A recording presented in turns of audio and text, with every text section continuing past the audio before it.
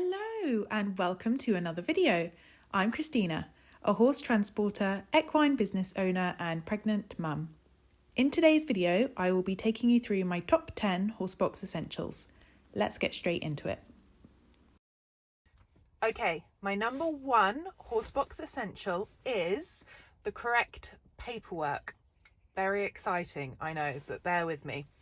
So, you need to make sure that your Horsebox is taxed, has an up-to-date MOT, and has the correct insurance in place. Now, what do I mean by the correct insurance? So, are you going to be using your Horsebox for personal use, or are you going to be using your Horsebox for commercial use? If you're planning on using your Horsebox just for yourself, then it's super easy to get insurance. Just insure your Horsebox like you would any other vehicle in your home. If you are planning on perhaps offering a paid driven transport service at any time, then you need to make sure that you have what's called hire and reward included on your insurance policy. If you are planning on hiring out your Horsebox at all to let somebody else drive it in return for a fee, then you need to make sure that you also have self-drive hire included on your insurance policy.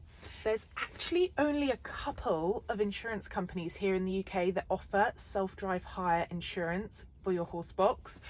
For those that are interested in perhaps becoming a horse transporter or perhaps starting their own self-drive hire company, let me know in the comments below, because I will do a more in-depth video on exactly what paperwork is required both for your Horsebox and for yourself. There is quite a lot involved and the information out there is pretty scarce. Now, incidentally, here at KJD Horsebox Hire, we actually offer franchise opportunities for those based in the UK that are thinking that they might like to become a horse transporter or perhaps start their own self-drive hire company. If you are UK based and it's something that you're interested in, I'll leave a link in the description box below. Give a click on that and you will be able to find out more information. So, in summary, my number one Horsebox essential is the correct paperwork. Moving on, my number two Horsebox essential is breakdown cover, and I mean specifically equine breakdown cover. It's all very well and good having your Horsebox insured with the AA, covered with the AA I should say, but what are you going to do if you've got a horse on the back? I'm not sure they're going to be much help to you.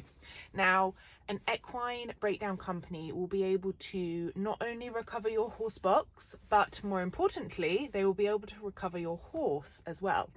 I am actually a registered horse transporter for an equine breakdown company, and you would not believe the amount of calls I get on a monthly basis for my assistants to go and help recover a horse from a broken down Horsebox.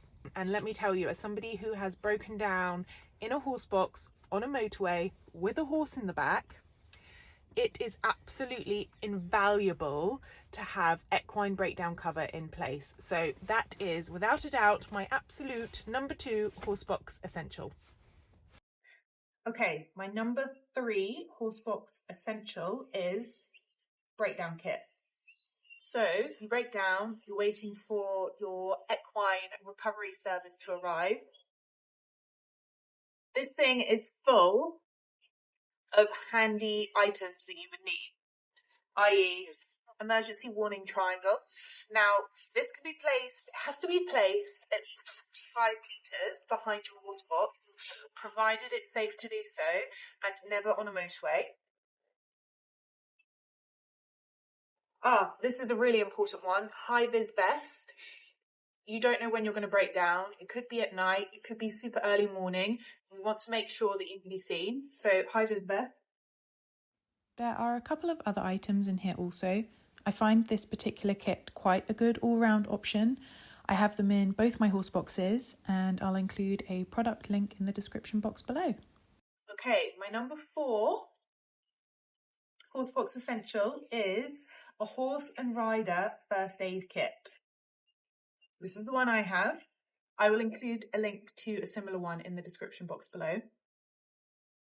Now, We all know how accident prone our horses can be, and us, a lot of the time. So this is a really, really good thing to have on board. Its purpose is for minor injuries only. So obviously, if you were to have a bad fall or have a more serious injury, make sure you're calling an ambulance and or a vet. But for anything minor, absolute essential to have on board. Number 4, horse and rider first aid kit. Okay, my number 5 Horsebox essential is a spare wheel. Now, weirdly, it's not actually a legal requirement to travel with a spare wheel on board. However, I do think it's a good idea. Most equine rescue recovery companies offer a tyre changing service. However, I think it is super practical to carry one on board. It saves time. They're not having to scurry around and try and find a matching wheel size for your vehicle if you've got one on board that you can already provide to them. Also, if you're handy enough, you can change the wheel yourself. Just bear in mind that you will also need a wheel wrench and an appropriate an appropriate jack for the weight of your horse box. We keep our spare wheel just above the cab in our horse boxes. My number 6 Horsebox essential is a towing eye and or a tow rope. Now, not all horse boxes have a towing eye, and that's okay because some recovery vehicles use different methods to tow horse boxes. You don't need a towing eye. However, if your horse box comes with one, then it usually screws in at the front. But either way, if your horse box does have one or doesn't have one, absolutely have a tow rope on board. Now, you need to make sure that the tow rope you have is suitable for the vehicle weight. So in this instance, we have 3.5 ton horse boxes. So the tow ropes that I have on board, this one is suitable for up to 5 tons. So you never know when you are going to get stuck. I myself have been told to park up in muddy fields before, and on 2 separate occasions I have got stuck in the mud and a tractor has had to tow me out. And it's been okay because I've had these things on board. So I highly recommend keeping these on your horse box at all times. If your horse box does have the option for a towing eye, you'll see a little door on the front like this. Simply open it up and screw in the towing eye. Okay, moving away from the horsebox vehicle itself ever so slightly, my number 7 horsebox essential is spare head collar and lead rope. So, as we've covered, horses can be super unpredictable. We never know when they're going to be in a panic situation, break away, break their head collar, break the lead rope. Always want to make sure you've got a spare one on board. You also want to make sure that the head collar you're using is safe for transporting. So usually leather head collars are safe. They will snap in an emergency. And usually standard head collars with breakaway clips will always snap as well. You want to avoid pure nylon head collars and rope head collars because they will not snap in an emergency situation and can cause serious injury to your horse. So, number 7, horsebox essential, spare head collar and spare lead rope. Okay, number 8, horsebox essential, water container and bucket. I'm counting them as one. Can't use one without the other. So We never know when we're going to get stuck in traffic or break down. So to be honest, whenever you're traveling a horse, you should always have a water container on board with a bucket to fill the water in. I always keep them in the back of our horse boxes, and then they're easily accessible and we can simply pop through the back door into the horse area and give the horse some water. So my number eight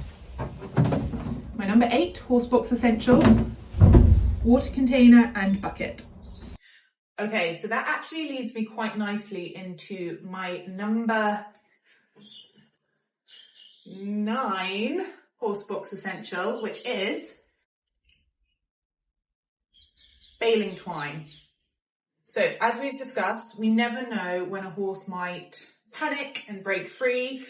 They might break away from the tie-up, break the string, and you always want to make sure that you've got spare on board to replace it.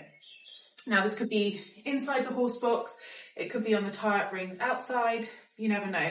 So just make sure you've got some. I keep it in the cab in our horse boxes along with a pair of scissors. You want to make sure that you're using the correct type of baling twine. As you can see here, I've got a thinner pink one and a thicker orange one. Now you always want to make sure you're using a thinner type of baling twine. The reason for this is the thicker stuff will not snap in an emergency. You can usually find the thinner stuff on your standard hay, straw, smaller bales, whereas this thicker one usually comes on the larger haylage bales or the large hay bales. So just whatever happens, whenever you tie up your horse, whether it's in the horse box, outside the horse box, wherever it is, always make sure you're using thinner baling twine, because this will snap, this will not snap.